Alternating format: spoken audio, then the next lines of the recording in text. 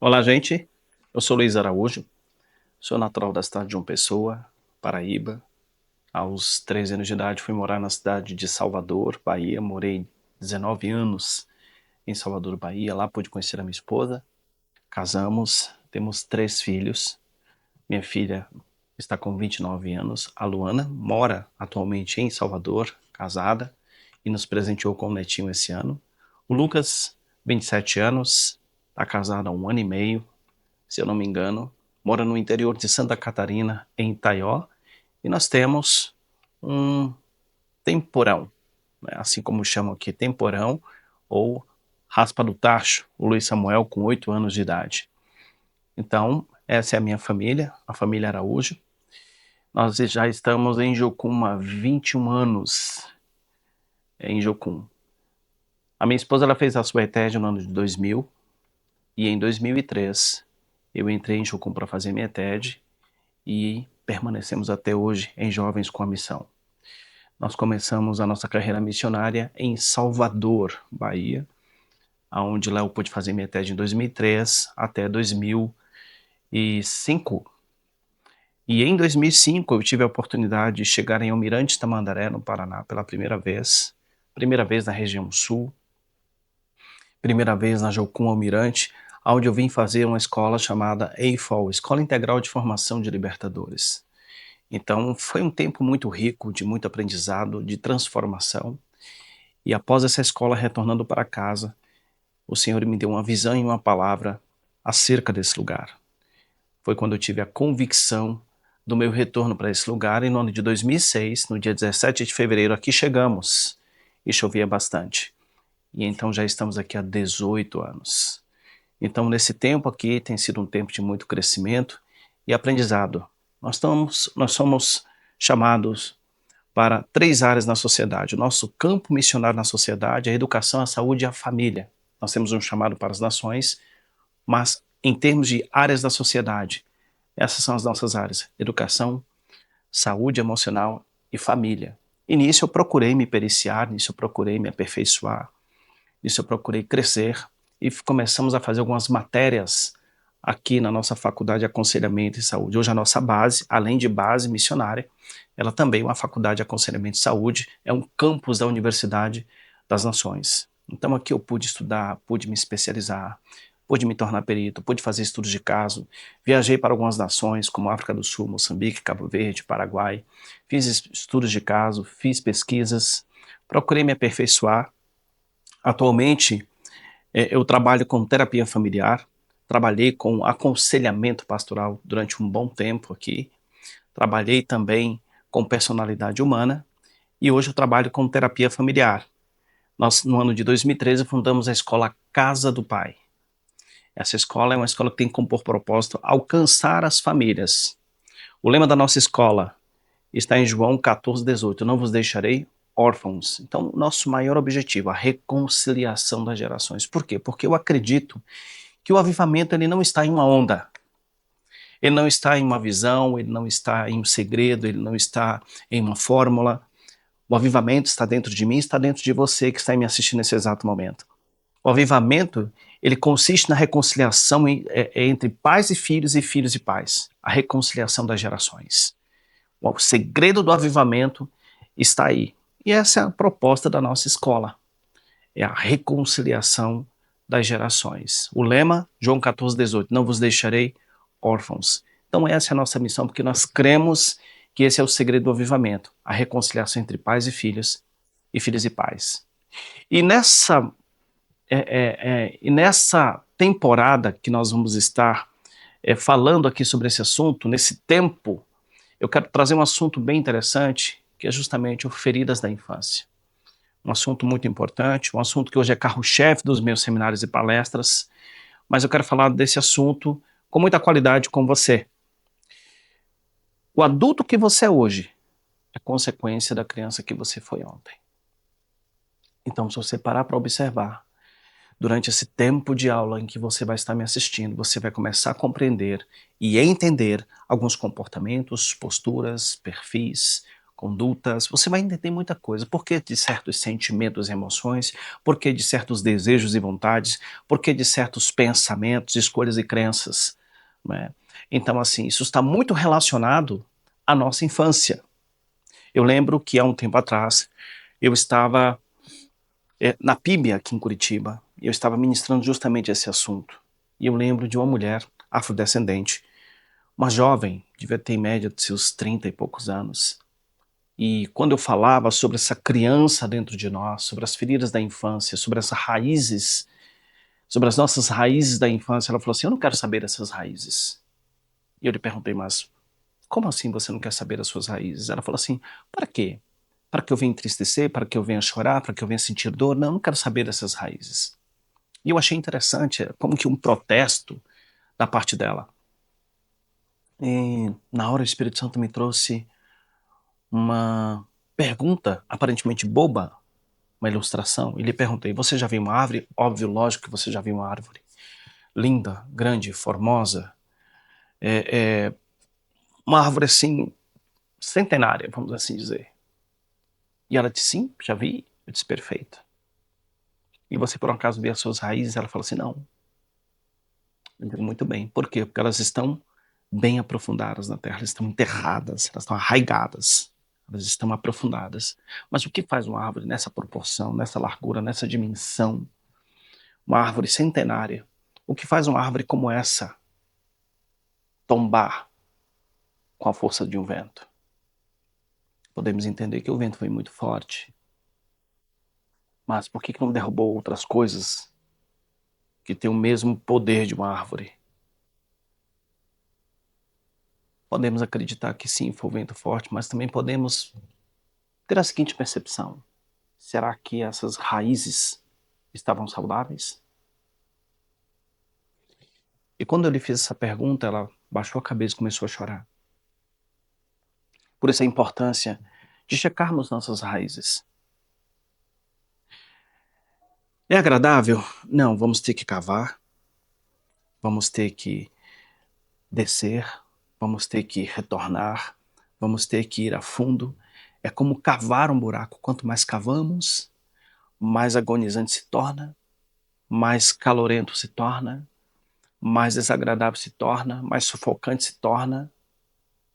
Mas quando checamos as nossas raízes e de acordo com o seu estado, vamos começar então a perceber a importância da nossa saúde emocional e como estamos hoje, como e quando adulto. Se queremos saúde emocional, se queremos saúde mental, se queremos estabilidade, se queremos uma vida abundante, emocionalmente falando, precisamos checar nossas raízes.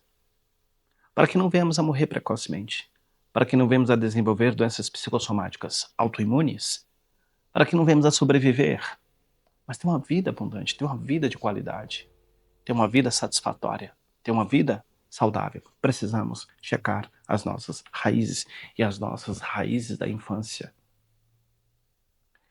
Então, quero estar falando com você sobre isso. O adulto que você é hoje é consequência da criança que você foi ontem. Então, Jeremias capítulo 1, versículo 5, é um versículo que eu gosto muito, e eu quero ler aqui para você, e diz assim: antes de formá-lo no ventre, eu o escolhi. Antes de você nascer, eu o separei e o designei profeta às nações. Não sei se você já leu, você já deve ter lido, meditado, você já deve ter pregado, você já deve ter ouvido uma mensagem acerca de Jeremias capítulo 1, versículo 5. Enfim, talvez seja o lema da sua vida, talvez seja a palavra que o Senhor te deu para o dia em que você nasceu, ou para algum evento que você viveu, enfim. Mas essa palavra ela é muito interessante, como toda a palavra é muito interessante. Mas quando eu paro para pensar em Jeremias 5, antes de formá-lo no ventre, eu escolhi. Mas só um momento. Antes de formá-lo no ventre, eu não existia. Eu escolhi. Então, você foi escolhido em meio a N espermatozoides. Você foi escolhido em meio a tantos. Você foi escolhido em meio a bilhões. Eu não sei como uma pessoa é capaz de olhar para uma multidão e enxergar apenas um e perceber e discernir que aquele um, ele é suficiente para cumprir com a missão, com o chamado e com o propósito. Só o Senhor, só Adonai, em seu poder, no seu ser todo-poderoso, ele tem essa capacidade de olhar para tantos que corriam em direção ao útero, numa corrida única, uma corrida pela vida, uma corrida pela sobrevivência. Eu não sei como ele foi capaz de olhar em meio a tantos, olhar para um e separar esse um. E esse separar significa consagrar. Só que antes de formá-lo no ventre, eu não existia. Ou existia. E onde eu existia? Então, antes de formá-lo no ventre, eu escolhi. Então, parece que antes de chegar aqui, ele me escolheu. E ele me escolheu para cumprir com a missão, com o chamado e com o propósito. Aí a parte B do versículo diz, antes de você nascer, eu já existia no ventre. Então parece que tem uma parte que eu não existia no ventre, ele me escolheu. E a outra parte é a parte que eu já estou no ventre. Antes de você nascer, eu separei. Isso fala de consagrar. E o designei, designar, desenhar. O destino para o qual você foi desenhado. Profeta às nações. Todos nós temos uma missão a cumprir. Ser profeta, de profetizar, de proferir às nações, tribos, raças e povos. Então não vem me dizer que você não nasceu com a missão, com o chamado e com o propósito. O que você não tem, você não conhece. É diferente. Então esse versículo para mim ele é fantástico. Ele é um segredo. Ele é enriquecedor. Ele nos separou. Ele nos consagrou para Ele. Ele nos separa para Ele. Isso fala de consagrar, separar para Ele. Para cumprir com a missão, com o chamado e com o propósito. Estávamos na corrida da vida, na corrida para sobreviver, em busca do útero. A corrida, o maior desafio de nossas vidas. A nossa primeira e maior e única maratona. Com o único sobrevivente, com o único vencedor, com o único conquistador. Alguns vão na frente, segundo a ciência, e morrem. Parece que esses são os mártires.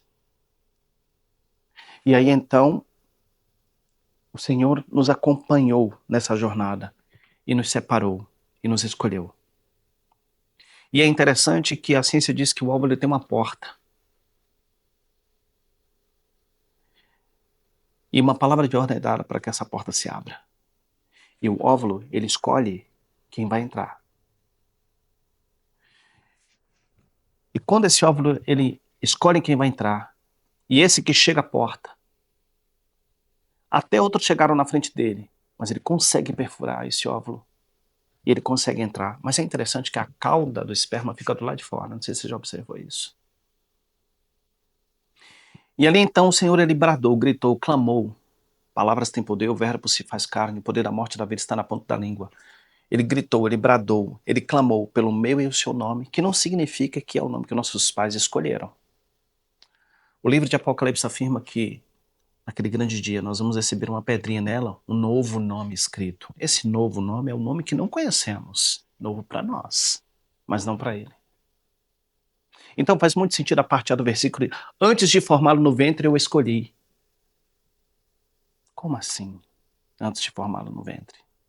Eu não existia ou existia? Um novo nome, numa pedrinha branca? Ou será que já era o meu nome? E a parte B, antes de você nascer, eu já existia. Eu designei, desenhei, desenhado para um destino, e te separei, te consagrei, profeta às nações, para cumprir com a missão, com o chamado e com o propósito. Ou seja, de todos aqueles que estavam lá dentro, em busca de conquistar o útero, de chegar ao útero, de penetrar no útero, você foi o melhor que ele separou e preparou.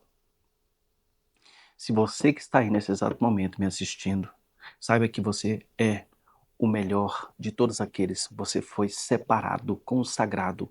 Ele te escolheu antes de você nascer, antes da existência. Existindo,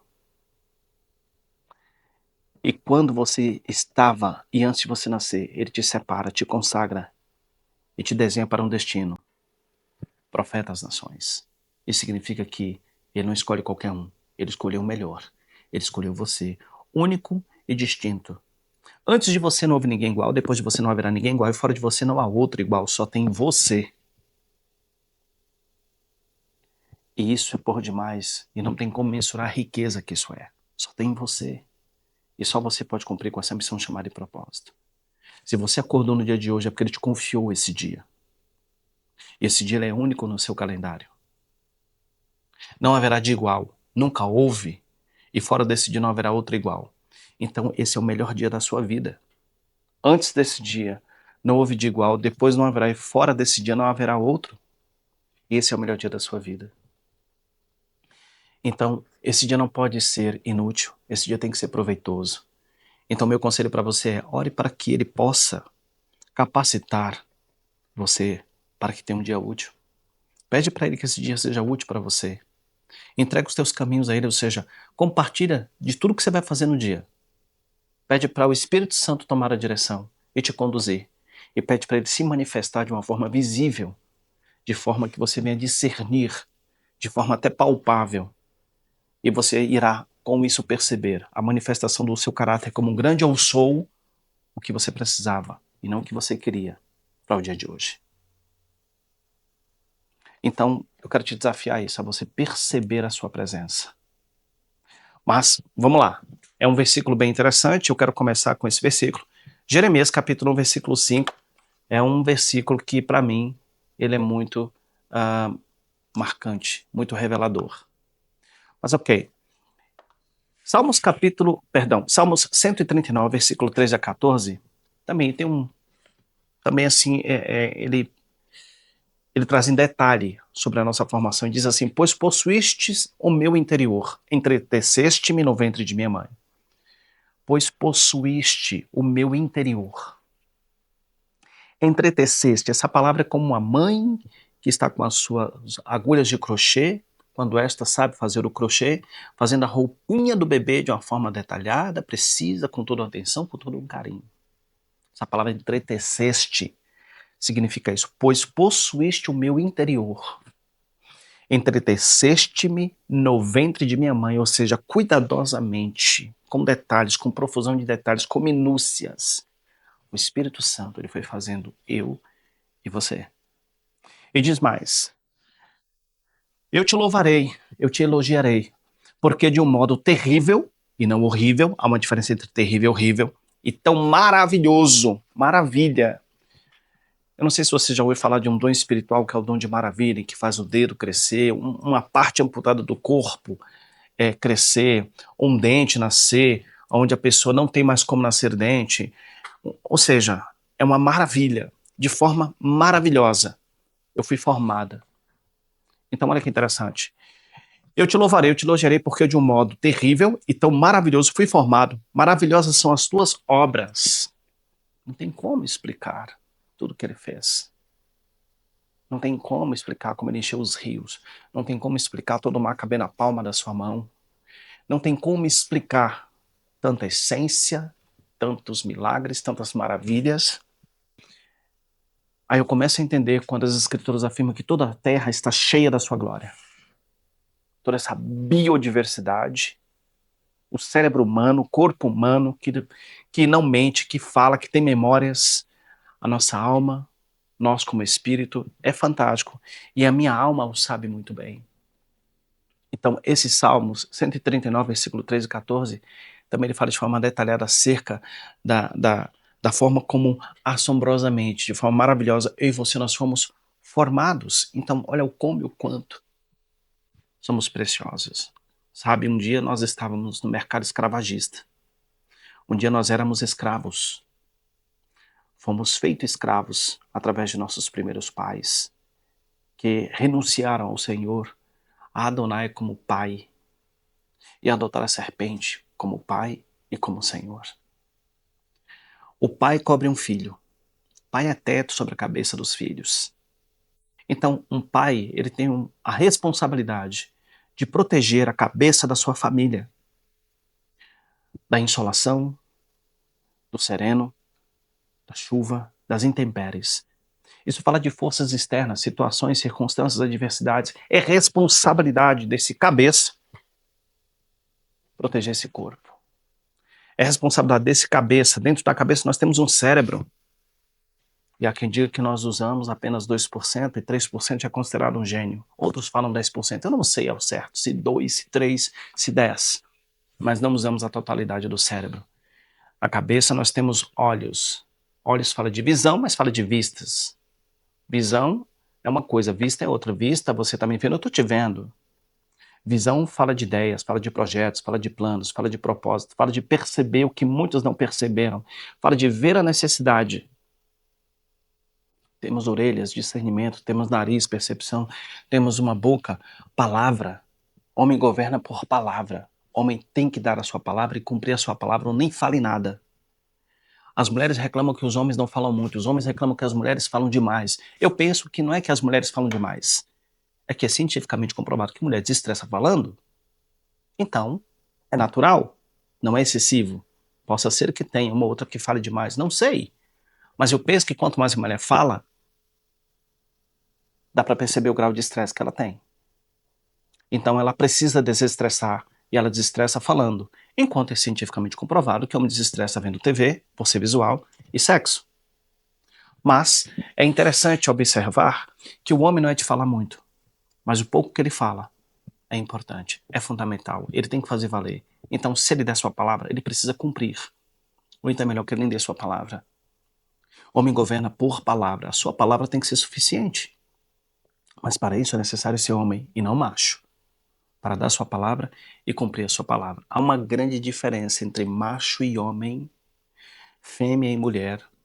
Não confunda macho com homem, não confunda fêmea com mulher, não confunda a genitora com mãe, genitor com pai, não confunda casa com lar, não confunda educação com criação, não confunda medo com respeito, não confunda surra com disciplina. Há uma grande diferença entre uma coisa e outra. São distintos. Não podemos confundir essas coisas. Mas infelizmente a maioria de nós confundimos. Não confunda codependência com amor. Não confunda. Então são coisas muito distintas, né? Esse versículo me faz perceber todo um carinho. E é interessante que a palavra misericórdia no hebraico significa útero. Entreteceste-me no ventre de minha mãe com misericórdia, porque o útero acolhe, o útero abraça, o útero envolve, o útero protege, o útero aquece. O útero ele é terapêutico. A maior simbologia de misericórdia é o útero. Em contrapartida, essa palavra também no grego significa cardia, coração, colocar o coração na miséria do outro, misericórdia. Mas eu gosto da interpretação em hebraico, útero. Não tem nada mais aproximado da essência dessa palavra do que um útero materno. E nisso é comparado ao amor do Senhor, que ainda que uma mãe se esqueça, ele jamais se esquecerá. Por causa dessa misericórdia. Estávamos no mercado escravagista. Por causa dos nossos pais, que por sua vez pecaram. Nós já sabemos dessa história. Nós somos tão valiosos, tão preciosos. E não temos noção, nem como medir o nosso valor. Mas pouquíssimos sabem disso. Se é verdade que não presta, se é verdade que não valemos nada, se é verdade que somos inúteis, dentre tantas palavras nocivas, ofensivas, agressivas, mortíferas que ouvimos, que nos feriu, que nos contaminou, que infeccionou, por que então que o Senhor dos Senhores, por que então que Yeshua HaMashiach, por que então o Filho do Senhor Altíssimo, deixa a sua deidade, deixa a sua glória, deixa a sua eternidade, sua posição, seu poder de ser servido pelos anjos e vem à terra e se torna um de nós? Por quê? Para quê? Torna-se um de nós e passa a sofrer as mesmas intempéries que sofre um ser humano. Frio, calor, fome, sede, necessidades primárias, secundárias e terciárias, higiene pessoal, tomar banho, dentre outras coisas, comer, Em tudo foi tentado, mas não pecou. Que desafio, não? Será que eu e você teremos essa coragem? Mas tamanha é a sua humildade, incomparável e indefinível. Então ele vem, se torna um de nós, fica em meio a nós e dá a vida por nós, porque a única coisa que poderia nos tirar desse mercado escravagista, a única coisa que, sem fiança, condenados à morte eterna, a única coisa que podia nos livrar disso era uma moeda. Mas não era qualquer moeda. Não era prata, não era bronze, não era ouro ou qualquer outro metal precioso. Não eram pedras preciosas, mas era uma moeda de sangue. E não foi qualquer moeda, não foi qualquer sangue. Não foi sangue de animais, mas foi sangue humano.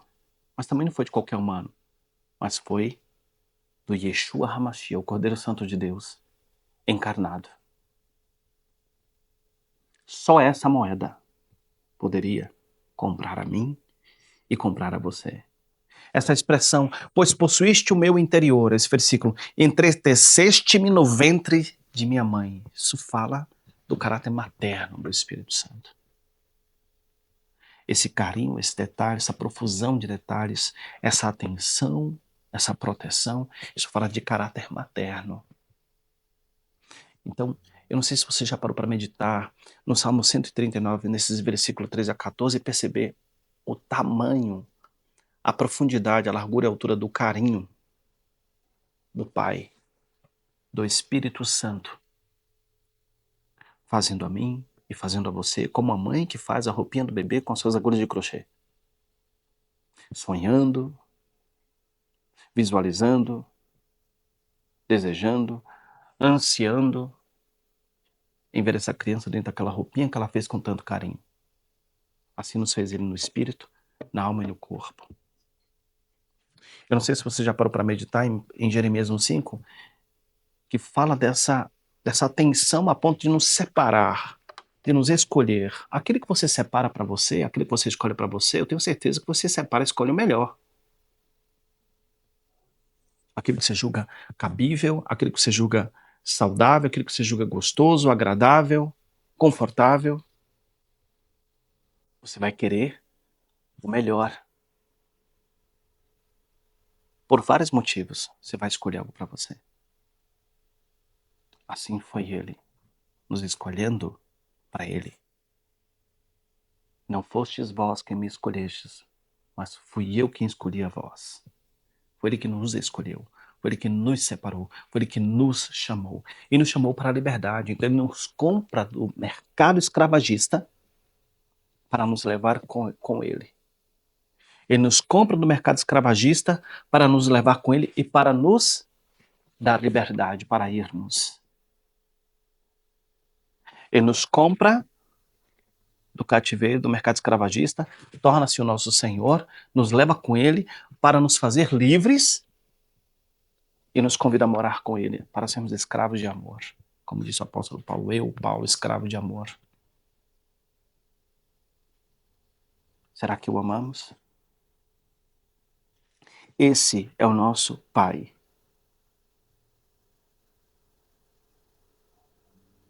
Há uma diferença entre Pai e Deus. Deus é um título. Antes de ser Deus, ele sempre foi e sempre será nosso Pai. Só se tornou Deus porque os homens buscaram deuses. E ele deixou claro que ele é o Deus dos deuses. Eu acredito que ele é o Todo-Poderoso, o Criador e Autor de todas as coisas. Mas eu não acredito que ele quis ser Deus. Mas ele se mostrou como um Deus, para que o homem pudesse ver, buscando deuses, que ele é o único e verdadeiro Deus. Mas o que ele quer, na verdade, é que o homem veja nele o Pai, de todos os títulos de honra, de nobreza, de respeito. Ele quer que nos reportemos a ele como Abba. Você já parou para observar que, por exemplo, no dia de ontem, quantas vezes você o chamou de Pai? E quantas vezes você o chamou de Deus? Por que não tirar o título Deus e chamá-lo de Pai? Por que essa dificuldade de chamá-lo de Pai? Muitas seitas e religiões chamam seus deuses de Pai. Mas por que nós temos dificuldade de chamá-lo de Pai? Por que não tirar a palavra Deus e chamá-lo de Pai? A única vez em que Yeshua HaMashiach não chama de Deus é quando está na cruz. Ou melhor, perdão, não o chama de Pai. A única vez em que Yeshua não o chama de Pai é quando está na cruz, onde ele diz, Deus meu, por que me desamparastes? Ora, outrora ele falou, quando perguntaram, ou melhor, quando ele pergunta aos seus discípulos, e vós, quem dizeis que sou? Que tu és um dos profetas. Ou melhor, o que andam dizendo a meu respeito por aí? Tu és um dos profetas? Que tu és Elias? E aí ele lança uma pergunta agora para os discípulos, e vós, quem dizeis que eu sou? E dentre todos, apenas um, que não foi nem carne nem sangue que o revelou, mas o Santo Espírito do Senhor afirma, tu és o Cristo, o Filho do Deus Altíssimo. Pedro então reconhece e afirma a identidade e a autoridade do Messias, do Cordeiro Santo do Senhor, de Yeshua. Este, por sua vez, também afirma Pedro, e tu és Pedro. E sobre esta pedra, revelação, edificarei a minha igreja. E é interessante que tem um momento em que ela fala, eu e o Pai nós somos um. E Felipe faz uma pergunta que eu não sei se foi estúpida, se foi interessante. Mas, Senhor, até agora não conhecemos o Pai. Mostra-nos o Pai. E ele fala, Felipe, há tanto tempo estou contigo e não me conheces. É como se naquele momento Yeshua não fosse mais Yeshua e fosse Adonai. Parece uma fusão, e é uma fusão pelo grau de intimidade que gera a unidade, a ponto de que quem vê Yeshua vê Adonai. Quem vê o Filho vê o Pai. Ele ousa afirmar, eu e o Pai somos um. Órfãos não veem paternidade. Órfãos vê senhores. O órfão acorda preocupado em como agradar o seu senhor naquele dia. O filho acorda tranquilo e calmo e sabe que, independente do que ele faça ou deixe de fazer, ele tem o amor do seu pai. E você? Como pode este mesmo que afirma, eu e o Pai somos um, na cruz perguntar, Deus meu, chamado de Deus e perguntar por que me desamparaste, se ele conhecia muito bem o caráter do seu pai e sabia que ele não tinha um caráter de desamparo, que ele jamais o desampararia.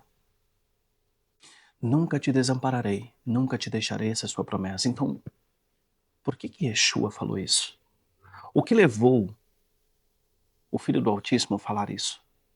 Porque naquele momento, ele sentiu a minha dor e a sua dor, a minha angústia e a sua angústia, desde o Éden. A dor da separação. A dor da quebra do vínculo. A dor de ter sido destituído da glória. A dor de não estar mais diante da sua presença. A dor da orfandade. Ali ele sentiu a minha e a sua dor, a minha e a sua aflição, a minha e a sua ameaça, o meu e o seu medo, a minha e a sua angústia, o meu e o seu desespero. Ali ele sentiu toda a dor da humanidade, e ali ele falou por mim e por você, porque esse foi o sentimento de que ele nos desamparou, quando na verdade ele não nos desamparou e nem jamais nos desamparará. E a maior prova disso, o sacrifício vicário de Cristo. Mas ali ele falava por mim e por você. E a santidade do Senhor não permitiu que ele contemplasse o Cristo totalmente contaminado pelo meio do seu pecado, ele vira a face. Não do seu filho. Não de mim e de você. Mas das nossas imundícies, que ele leva sobre si. Aí sim, venha o avivamento, através do seu sacrifício vicário, onde ele nos reconcilia com a sua paternidade. A humanidade morreu quando o filho foi destituído do pai, foi desconectado do pai, desligado do pai, separado do pai e o pai do filho. A humanidade passou a ter vida, esperança, promessa de vida eterna, quando o filho vem e nos reconecta com o pai e nos tornamos com isso filhos por adoção. Onde ele pode olhar para nós através do seu filho e nos ver de forma perfeita. Não tem como ter vida sem pai. Mas o que é um pai? O que se supõe que seja? O que se supõe que deva fazer? Qual é a sua função? Eu quero falar com você sobre isso na nossa próxima aula. Grato pela sua atenção e até mais.